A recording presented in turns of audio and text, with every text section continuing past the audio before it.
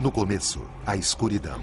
Depois, uma explosão deu origem a sistemas em constante expansão de tempo, espaço e matéria.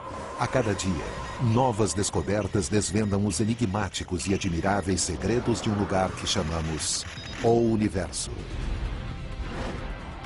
A destruição do planeta Terra. A ideia tem inspirado inúmeras profecias, previsões e histórias de ficção científica. Podemos imaginar vários cenários interessantes. Vaporização instantânea. Extrema espaguetificação. Devastação da antimatéria. Agora, os principais especialistas nas áreas de astronomia e astrofísica elaboram seus próprios planos para destruir a Terra. Os edifícios se dissolveriam. Tudo se transformaria em uma gosma. Tudo que dependesse da gravidade se desintegraria. É um modo explosivo de entender a ciência extrema de nosso planeta e do universo. Prepare-se para 10 visões de extermínio terrestre. 10 modos de destruir a Terra. Não tente fazer isso em casa.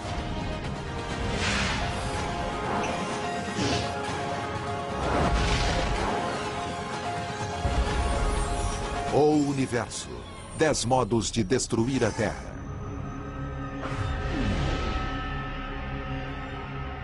A sobrevivência é um jogo que nosso planeta enfrenta todos os dias contra um universo agressivo. Boa! Mas as forças têm se equilibrado por 4,5 milhões de anos. Então, o jogo continua. Há vários tipos de coisas lá fora que poderiam nos matar, mas nenhuma delas conseguiu. Algumas ameaças, como explosões de raios gama hipertensas de galáxias distantes, se desviam completamente. Boa! Outros perigos não conseguem atravessar nossas barreiras invisíveis. O campo magnético da Terra afasta perigosas partículas carregadas. A camada de ozônio filtra a radiação ultravioleta. Mas mesmo que o cosmo não consiga descobrir como destruir a Terra, alguns cientistas têm suas próprias teorias, como o Dr. Bruce Betts, especialista nos riscos que a Terra enfrenta com asteroides e outros detritos espaciais. Para mim, uma forma bem impressionante de destruir o planeta Terra, eu provavelmente seguiria as minhas raízes e faria um enorme objeto se chocar contra a Terra. Assim, nossa contagem regressiva para a catástrofe se inicia com o 10º modo: colisão do espaço. Fazer as coisas colidirem. É o estilo Monster Truck de destruir a Terra. Mas Betty sabe que destruir a Terra não é tão fácil. Impactos terríveis provocam grandes danos. Mas não são capazes de destruir a Terra inteira, embora possam exterminar quantidades significativas de vida, como aconteceu 65 milhões de anos atrás com os dinossauros e 70% das espécies da Terra. O problema foi que o asteroide que exterminou os dinossauros não tinha massa suficiente para destruir completamente o planeta.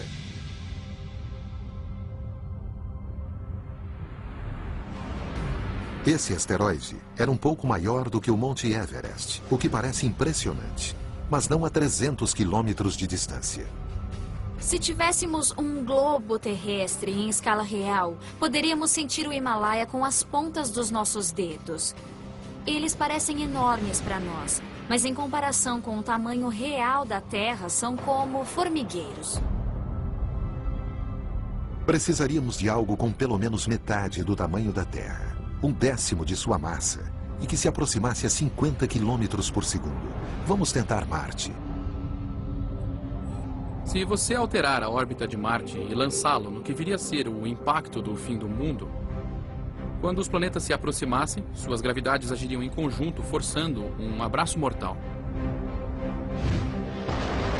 Quando o planeta vermelho aparecesse no céu da Terra, tsunamis enormes arrasariam ilhas e cidades costeiras. Então, as coisas ficariam ainda piores. Se morássemos do lado que Marte nos atingisse, seria vaporização instantânea. O lado que não fosse atingido seria devastado por terremotos imensos. E o calor do impacto transformaria florestas em infernos. Montanhas derretidas da Terra e de Marte seriam lançadas ao espaço e voltariam a cair em uma chuva apocalíptica de destruição. Uma hora depois do impacto, tudo que estivesse vivo na superfície da Terra estaria morto. Mas a Terra é tão grande, com 6 bilhões de trilhões de toneladas de rocha e metal, que mesmo uma colisão direta com Marte deixaria o planeta danificado, mas essencialmente intacto.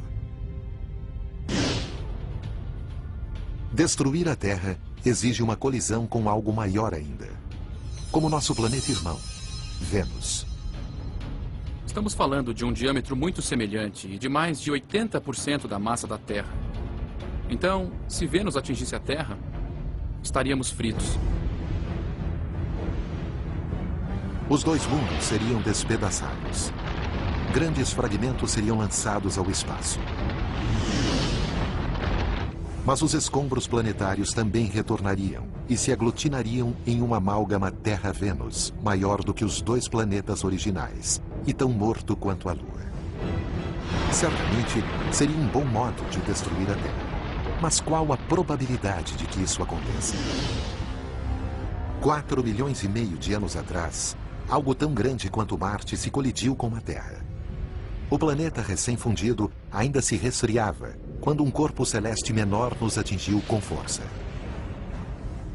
É como uma bola que bate na areia e espalha um monte de partículas.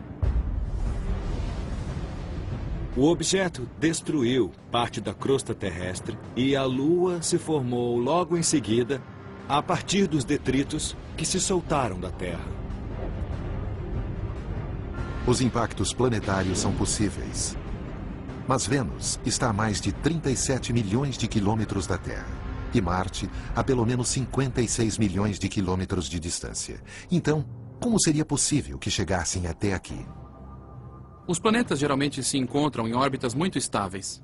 Mas e se acontecesse algo que tirasse um planeta completamente de sua órbita normal? Mercúrio, o planeta mais próximo do Sol, tem uma órbita bem elíptica, sujeita a perturbações gravitacionais de outros planetas. Tais mudanças na órbita de Mercúrio também podem acabar afetando indiretamente as órbitas de outros planetas. Em particular, Marte pode assumir uma trajetória que algum dia se cruzaria com a órbita da Terra.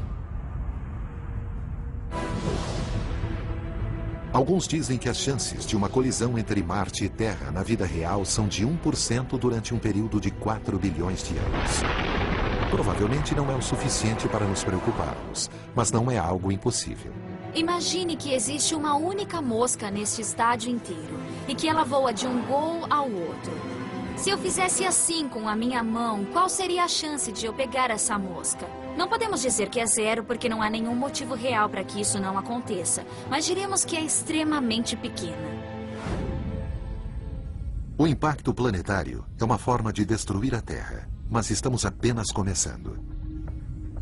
Se quisermos um processo mais longo, lento e doloroso, então teríamos que destruir a órbita da Terra ou modificá-la de alguma forma, fazendo com que o planeta se afastasse do Sol.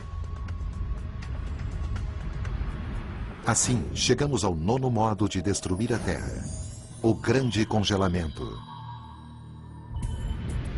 Sob circunstâncias normais, nossa órbita elíptica nos afasta 50 milhões de quilômetros do Sol em julho, período em que é mais quente ao norte do Equador, porque é quando o hemisfério norte se inclina na direção do Sol.